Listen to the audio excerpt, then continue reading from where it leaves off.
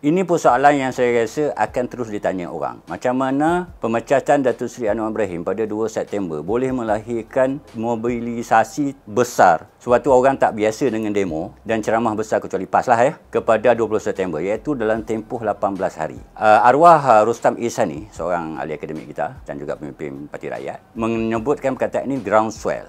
Maksudnya kebangkitan dari bawah, secara spontan, secara tidak disedari. Saya rasa semua orang tak sedar. Sebagai pengamat politik tak sedar, sebagai orang politik tak sedar, establishment pun tak sedar bahawa fenomena ini berkembang. Dan ini kalau kita usut betul-betul, maksudnya kita undur ke belakang dalam tempoh 15-20 tahun sebelum ini, ada beberapa faktor. Pertamanya, karisma Datuk Seri Anwar Ibrahim terlebih dinafikan. Kebangkitan ataupun kenaikan dia dalam kerajaan juga. Dia seorang pemimpin yang popular. Cakap sedap, dasar-dasar yang dikenalkannya tu dianggap bagus Jadi, dan kita jangan salah faham juga di hujung 80-an dan di awal tahun 90-an, di waktu Datuk Seri Anwar Ibrahim diangkat menjadi timbalan Presiden UMNO, timbalan Perdana Menteri, itu hubungan antara Datuk Seri Anwar Ibrahim dengan Mahathir ini sangat erat. Hampir-hampir mustahil membayangkan akan berlaku krisis seperti itu. Jadi ini sama dengan fenomena 2016. Hampir-hampir mustahil kita membayangkan akan berlaku proses damai antara Tun Dr. Mahathir Mohamad dengan Datuk Seri Anwar Ibrahim. Saya rasa ini bergaduhan dalam UMNO sebab kita kena ingat begini. Tahun 86, susulan memali tahun 85 akhir,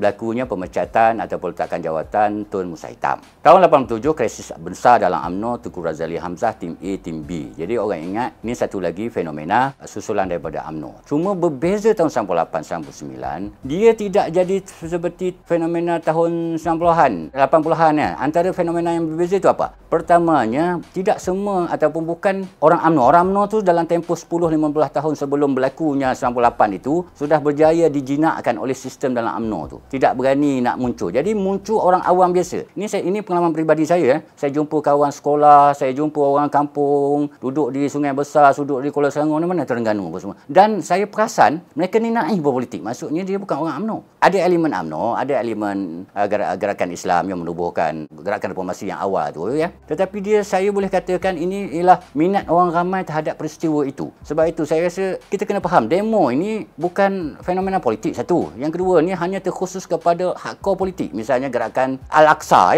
dalam 15, 50 ataupun 100 orang mengarakkan Al-Aqsa untuk pembebasan Aqsa tahun 80-an, tahun 90-an misalnya. Kemudian digerakkan oleh PAS, selain daripada fenomena yang selalu diungkit-ungkit dan dianggap berjaya, tahun protes baling di Kuala Lumpur tahun 74. Lepas tu tak ada demo. Tapi yang menarik saya ke jalan itu untuk memerhatikan sebagai wartawan dan sebagai penulis ialah kenapa boleh berlaku tiap-tiap minggu. Kita faham kalau Datuk Seri Anwar Ibrahim di dalam kerajaan akan ada demo kerana dia memimpin demo, dia bagi ceramah apa-apa. Tetapi lepas 20 September apabila Datuk Seri Anwar Ibrahim di dalam penjara, demo masih diteruskan disogor. September, Oktober yang tidak dijangka sampaikan waktu batu malam pun saya ingat lagi di demonstrasi 17 Oktober di depan Istana Negara Lama tu tertutup tu 66 lorong tu. Fenomena yang berlaku dipimpin antara lain oleh Lokman Nur Adam. Jadi ini fenomena yang saya rasa keberanian orang ramai untuk melawan ketakutan yang masukkan itu oleh ISA dan kawalan-kawalannya, SB lah apa-apa istilah-istilah pada zaman itu adalah satu arus kontra kepada fenomena yang ada pada waktu itu. Itu satu fenomenanya. Jadi dia bukan macam tahun 80-an tim A, tim B yang melibatkan orang UMNO, melibatkan orang politik. Ini melibatkan orang awam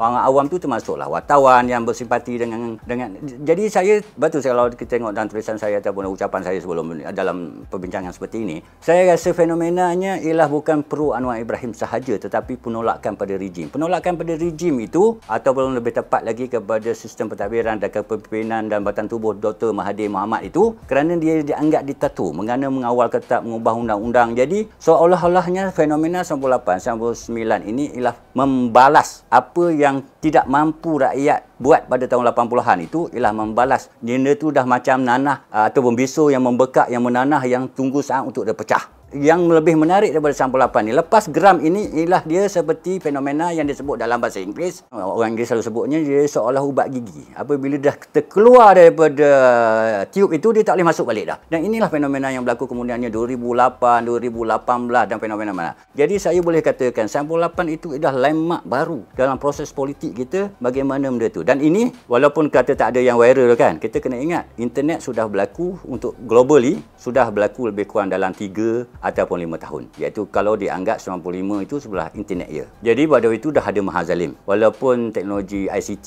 ni, telefon, telekomunikasi internet sangat primitif, Malaysia kini pun baru berdiri di tahun 99, akhir waktu pilihan raya. Tetapi kesedaran orang ramai tu untuk menentang rejim tu. Jadi orang pun rasa kita kena ingat juga, tidak pernah ada Perdana Menteri yang memerintah selama Tun Dr. Mahathir. Sebelum ini dan sekarang ini pun. Jadi orang anggap dia dah overstay. Overstay juga dengan masalah-masalah tertentu. Selain juga dia menyumbang kejayaan ekonomi. Kita tak nafikan. Memang ramai orang kagum kepada quote-unquote kehebatan ekonomi zaman pentadbiran Tun Dr. Mahathir memang. Tapi dia je melihat masalah. Bila dia lihat masalah, orang rasa dia perlu digantikan. Dan itu juga akhirnya kita lihat dia mendorong dia meletakkan jawatan pada 2003. Saya cakap terus terang lah, saya ni orang yang menakut lah. Kerana kita kena ingat, kita ni bukan aktivis sebagaimana yang dikenali sekarang. Kita tidak ada kenalan pada waktu itu. Jadi saya melihat itu sebagai individu. Kerana kita tak kenal siapa pada waktu itu. Pada awal ni, period awal ni, beberapa bulan awal 98, beberapa bulan awal 1999 ya. Jadi saya selalu, oleh kerana saya penulis, saya ada kelebihan untuk menggunakan platform sebagai penulis. Saya akan sentiasa bawa pen, saya akan bawa kertas untuk mencatatkan apa yang saya perhatikan. Dan masa tu tak ada recording sebagai handphone macam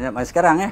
Ada waktunya saya minta izin. Pada waktu itu saya menulis untuk Tamadun. Tamadun ni diusahakan oleh Ahmad Lufi Osman. Jadi saya minta tag seolah itu press. Jadi polis pun tahu karakter saya ni kalau duduk di pinggir-pinggir demonstrasi sebagai wartawan. Cuma ada satu hari saya ingat selepas satu demo kecil yang saya rasa mungkin tidak dirancang dengan teliti. Teliti ni maksudnya macam bersih itulah. Demo kecil sebagai bantahan selepas waktu cuti Commonwealth. Tiba-tiba ada demo saya dengar dan saya pun ikut pergi. Dan jadi saya pun pergi dataran mereka dan petang itu telah diserbu oleh polis. Jadi polis dari dataran mereka kejar orang demo. Saya balik lebih awal sendirian. Saya tak bawa kawan saya sebab saya tak ada tim. Tapi ada orang protester, demonstran reformasi ini di belakang saya. Jadi oleh kerana mereka berlari, dikejar oleh FRU, saya pun lari. Bila saya lari, ini dataran mereka ya, Masjid India, di atasnya ada helikopter menyuluh dengan spotlight helikopter tu. Jadi kita tak terperangkap. Saya lari sampai ke hujung, sampai ke Canberra, sampai ke simpang Sogo, ada FRU lagi di situ. Jadi kita terkepung. Kita dah lama tak exercise. Jadi lari ni memang mengah betul lah kan. Tiba-tiba FRU lah. Itulah momen yang paling menakutkan dalam hidup saya. Takut ini kerana saya pada waktu itu tidak ada kerja tetap. Kalau ditahan